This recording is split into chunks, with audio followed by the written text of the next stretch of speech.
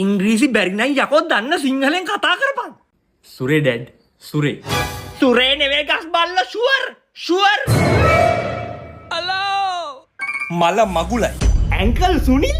Ankle නෙවෙයි uncle. Sunil uncle ඉස්සරහ නොදන්න ඉංග්‍රීසි කතා කරන්න කියලා මාව චොර කරොත් එම තෝකේ කලිසම ගලන ඔළුවේ. සිංහලෙන් කතා කරපන්. හලෝ. සානක පුතා. Hello uncle. Pressure two meet you. ඔයා මාව දැකලා මොකක් හරි පීඩනයකට ලක් වුණාද? ප්‍රෙෂර් යකෝ. ප්‍රෙෂර්. මෙහරේ.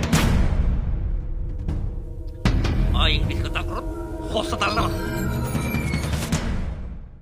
කොමේ කොල්ලා හිටින මන් තාම ලොකු දුවක් දැක්කේ නෑනේ. කෝ අක්කා?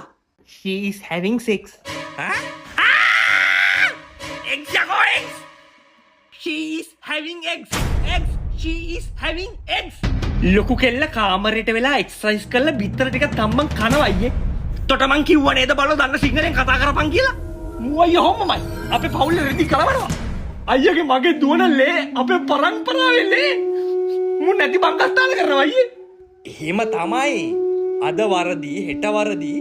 හැබැයි දවසක හොඳට ඉංග්‍රීසි කතා කරන්නේ නැද්ද පුතා? වැරදි තමයි ඉංග්‍රීසි ඉගෙන ගන්න. ඔයා මේ පිට මිනිසු කියන්නේ වහන්න එපා.